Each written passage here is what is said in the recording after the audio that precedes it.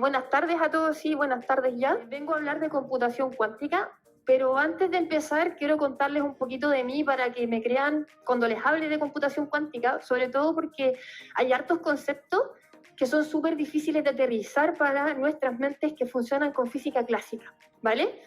Yo soy data scientist hace más de 13 años, me ha tocado pasar por distintas tecnologías. Yo partí, como la mayoría de los que ya llevamos harto rato, con computadores locales. Probablemente ustedes vieron que los analistas teníamos los computadores con mejores procesadores porque teníamos que hacer todo en nuestras propias máquinas. Migramos a la nube, primero con servidores en las nubes, luego al día de hoy estamos trabajando con computación elástica, con servicios en la nube de computación y más recientemente entraron algunas tecnologías súper distintas. Empezamos a aprovechar las capacidades de procesamiento gráfico para hacer análisis de datos en lo que es la GPU, ¿cierto? Y lo último que está saliendo y que está llegando es la computación cuántica, que básicamente es computación que se aprovecha de ciertos fundamentos de la mecánica cuántica para operar, de una manera totalmente diferente a lo que estamos acostumbrados. Entonces, entremos ya en terreno, hablemos de computación cuántica y veamos primero qué es lo que es la computación cuántica. Un computador cuántico es un computador súper poderoso, pero no como nosotros estamos acostumbrados, con un superprocesador, con millones de hertz de procesamiento, con muchos gigas de RAM, no. Es un computador que funciona distinto y sus capacidades distintas son las que le entregan estas características de superprocesadores, de supercomputadores. ¿Cuáles son las características distintas? Los qubits, ¿vale? Vamos a hablar de los qubits y de todas sus propiedades y demás. Probablemente todos los que están acá han escuchado hablar de los bits, ¿cierto? Y del código binario, que vendría siendo los ceros y los unos. Un bit tiene solamente dos estados, es la base de la computación clásica, y tiene un 0 o un 1, está prendido o está apagado, algo así como un interruptor, ¿vale? Pero por otro lado, en la computación cuántica tenemos el equivalente que se llama qubit, que quantum bit, que si bien puede tener el estado 0 o el estado 1 como estados puros, también puede tener estados combinados.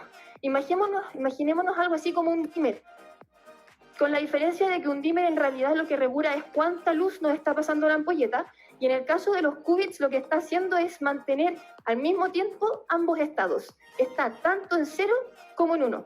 Y aquí empiezan a pasar esas cosas que yo les decía que en nuestras cabezas de física clásica y tradicional no entran y cuesta mucho entenderlas. Einstein no entendía muchos de los fundamentos y no logró explicar por qué pasaban las cosas que pasan, pero pasan. Y eso nos genera ventajas computacionales y de procesamiento súper grandes. ¿Qué significa que tengan esta capacidad de estar en múltiples estados al mismo tiempo? Significa que son multitareas. A diferencia de los computadores clásicos que cuando son súper rápidos son capaces de hacer las tareas súper rápidos, pero las van ejecutando una tras otra, los qubits pueden ver la información en paralelo y están mirando al mismo tiempo distintas cosas. Pensemos en, yo tengo un mazo de cartas de 52 cartas y elijo cualquier persona en el público y le pido que piense en una carta. Y quiero recorrer el mazo de cartas hasta encontrar esa carta, ese naipe que eligió la persona del público. El computador clásico, por muy rápido que lo haga, va a ir mostrando las cartas una por una, hasta llegar a la carta que la persona en el público eligió. El computador cuántico, con su capacidad de ser multitarea, va a mostrar todas las cartas al mismo tiempo, de una manera que para la persona del público es muy fácil encontrar su carta, de manera inmediata. Esa es un poco la diferencia. Hay hartas analogías, pero una diferencia súper grande en lo que es el procesamiento, ¿vale? Ahora, hay otra propiedad que es súper rara, que de hecho hay una frase de Einstein que dice, es súper loco esto que pasa, que es el entrelazamiento. No solamente en el caso de los qubits, en el caso de cualquier partícula cuántica, existen ciertas cosas, operaciones que yo puedo aplicar sobre las partículas cuánticas que las dejan entrelazadas. ¿Qué significa que estén entrelazadas? Que están conectadas por un lazo invisible que les permite comunicarse entre sí sin las restricciones de la velocidad de la luz. Aquí se rompe otro paradigma porque a mí me dijeron que nada puede viajar más rápido que la velocidad de la luz. Bueno, los qubits y las partículas cuánticas en general, independiente de la distancia a la que estén, si es que están entrelazados, tienen este vínculo invisible que sin señales de radio, sin transmitir señales por luz ni ninguna cosa del estilo, tiene la capacidad de que si yo le aplico una operación a una de las partículas, automáticamente se aplica en la otra partícula, a cientos de kilómetros de distancia, y de manera instantánea. Ahora, ¿qué significa esto y cuáles son las ventajas que nos trae? Primero, es súper importante entender que, obviamente, el ejemplo de las cartas es mucho más rápido encontrarlas si yo las muestro todas al mismo tiempo. Sin embargo, también es importante saber que el computador cuántico con capacidades cuánticas no va a lograr hacer cualquier proceso o resolver cualquier problema más rápido que un computador clásico. Por eso es que se habla de computación híbrida. Se ocupan muchas etapas de procesamiento en computación clásica y se resuelven algoritmos complejos en computación cuántica. En esos algoritmos complejos, la velocidad de resolución es muchísimo más rápida que en un computador clásico. Además, tiene la capacidad de procesar en paralelo. Por lo tanto, nos van buscando soluciones al mismo tiempo, va comparando soluciones sin tener que recorrerlas una por una. Y obviamente, esta capacidad de mirar el mundo en paralelo le permite simular de una manera mucho más verídica la realidad. Porque el mundo en el que vivimos, las cosas no están aisladas entre sí. Si yo estoy pensando en el medio ambiente, la temperatura está afectada por la humedad, está afectada por la velocidad del viento, y si yo miro todos estos parámetros por separado, no soy capaz de realmente simular lo que está ocurriendo. La simulación cuántica nos permite simular estas cosas pasando en simultáneo. La comunicación cuántica se aprovecha del entrelazamiento, por supuesto. Es una comunicación segura, a mucha distancia, está muy lejos de ocurrir todavía porque no se ha logrado tener qubits entrelazados a mucha distancia de una manera estable, pero podríamos comunicar a la distancia. Y la interferencia cuántica lo que nos permite es ampliar los resultados que son positivos, es decir, si el resultado tiene un buen fit, empieza a dar más importancia, y si es que el resultado es un error, lo empieza a aplanar, aprovechando de la característica de que son partículas y ondas a la vez. No vamos a entrar en el detalle ahí, pero de nuevo, créanme, eso es una gran ventaja. Pero hasta aquí es pura teoría. Como decía Piero recién, es súper importante que nosotros los data scientists entendamos del negocio en el que estamos trabajando. Yo tengo la suerte de haber trabajado un año en Minetia, entonces conozco un poquitito, obviamente no tanto como todos ustedes, y les puedo dar algunos ejemplos de dónde se podría aplicar de lo que yo conozco. Predicción de falla. Los modelos predictivos de falla requieren procesar mucha información y lamentablemente, si bien la computación clásica se va acercando a muy buenos resultados, no tiene la capacidad de ver este paralelismo, ¿cierto? Y de procesar en paralelo y comparar cosas en paralelo. Los algoritmos cuánticos equivalentes de Machine Learning están cada vez teniendo mejores resultados. Hoy día, si hubiéramos tenido esta conversación hace 6 meses, ya los hubiera dicho es un potencial.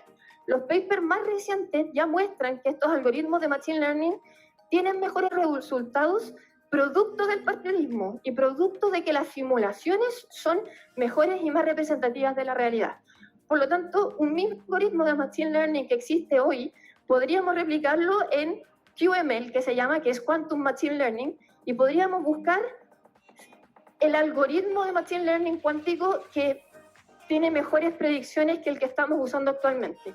Obviamente reduciendo los costos por paralización, aumentando la vida útil del neumático, porque si yo cambio el neumático del camión antes de tiempo, perdí mucha vida útil del camión. Entonces, esta es una aplicación y esta aplicación ya está acá. Si nosotros lográbamos un acuerdo hoy día con ustedes, podríamos empezar a probarles que efectivamente se puede. Simulación cuántica, este es un ejemplo totalmente distinto, pero nosotros sabemos que cuando los geólogos hacen las primeras exploraciones, los primeros sondeos, después hay que tomar más sondeos, se juntan todos y se construye un modelo del yacimiento. ¿Qué es lo que pasa? De nuevo, la computación clásica va mirando las variables que me entrega cada una de estas probetas y va tratando de generar un modelo representativo de la realidad, pero mirando las variables por separado.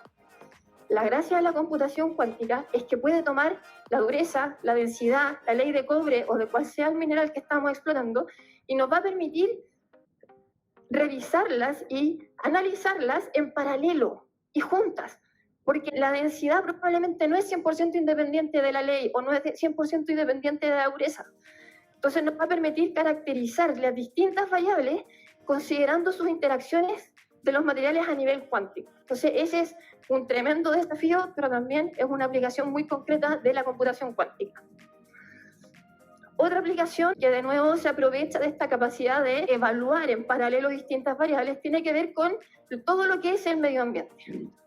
Si nosotros queremos ver cuál es el impacto medioambiental que está teniendo hoy día mi proyecto minero, los camiones cuando pasan por los caminos levantan material particulado y quiero saber si es que voy a estar contaminando o no, o cuánto. Hay muchas variables que van a afectar ese modelo. Está si es que llovió o no llovió recién, si es que pasó un camión aljibe hace poco o no, si es que nevó, si es que hay viento, dependiendo de la dirección del viento, si va a llegar o no a las comunidades aledañas. Esto nos puede quitar la licencia para operar. Y hace no mucho tiempo hubo un caso bien complejo de una mina que estuvo paralizada producto de un caso como este. La computación cuántica, de nuevo, tiene la capacidad de tomar estas variables y revisarlas en paralelo. Y nos puede generar un simulador muchísimo más cercano a la realidad. ¿Vale? Sí, la computación cuántica está acá. Nosotros en los trabajos en Cordevex tenemos un computador cuántico. Ahí yo puedo contarles que yo ya programé y ejecuté código cuántico en ese computador, pero todavía hay hartos desafíos. ¿Cuáles son los principales desafíos? Los qubits son súper inestables, son súper delicados a los cambios de temperatura, a la resonancia magnética que hay alrededor, electromagnética, todo eso puede generar una descalibración a los movimientos, a las vibraciones. Estamos en un sísmico, imagínense lo que eso significa. Entonces, eso todavía es un gran desafío. Los computadores personales, qubit, el que tenemos en la oficina, tiene solo 3 qubits. Y aún así está protegido, tiene unas barreras, tenemos que tener mucho cuidado cuando estamos alrededor de él. Los algoritmos son limitados. Es verdad que hay algoritmos hoy día que nos permiten hacer machine learning cuántica, pero todavía no están todos los algoritmos de inteligencia artificial, de machine learning, porque los qubits no hablan el mismo idioma. Entonces hay que traducirlos, hay que transformarlos. Entonces todavía hay limitantes en esa línea.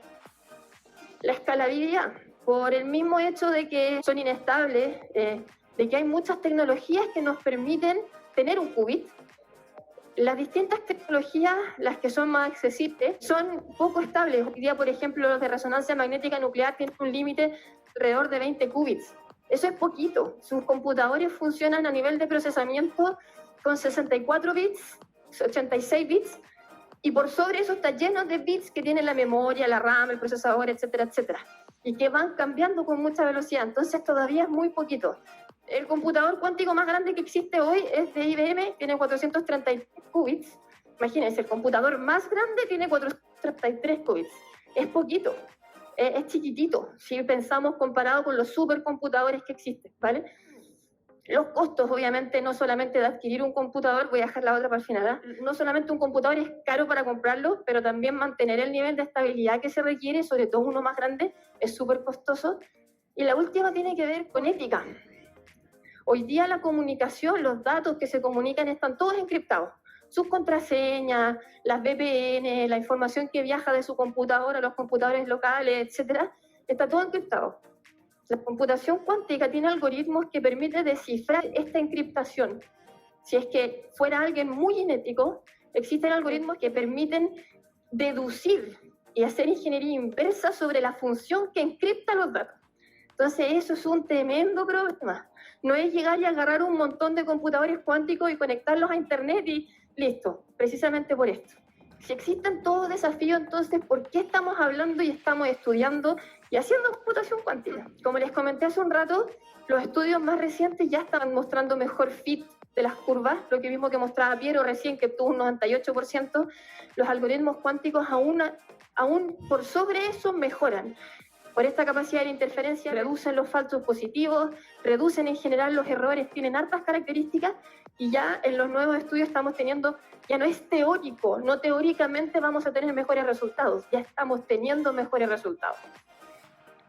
Ya existen equipos personales, además de los equipos personales cuánticos, en la oficina, por ejemplo, tenemos un simulador que opera con tarjetas gráficas y que simula todos estos mecanismos cuánticos y nos permite hacer algoritmos cuánticos con 30 qubits, que ya es mucho más, eso ya nos permite hacer modelos muchísimo más complejos. Entonces, la disponibilidad tanto de equipos personales cuánticos como de máquinas que permiten simular la computación cuántica está acá, ya se puede. Los algoritmos, si bien son limitados, esto se contradice un poco, pero en realidad, si bien son limitados, cada vez más disponibles, y hay toda una línea de investigación de computación cuántica que busca desarrollar estos algoritmos que se ocupan en computación tradicional en computación cuántica. Por lo tanto, si no vamos aprendiendo ahora a programar y a trabajar con los computadores cuánticos, alguien nos va a ganar. Y nosotros estamos convencidos de que el futuro está aquí y no queremos que nadie nos venga a contar de computación cuántica. Queremos ser nosotros los que les contamos a ustedes y que los invitamos a ocupar estas nuevas tecnologías. Muchas gracias.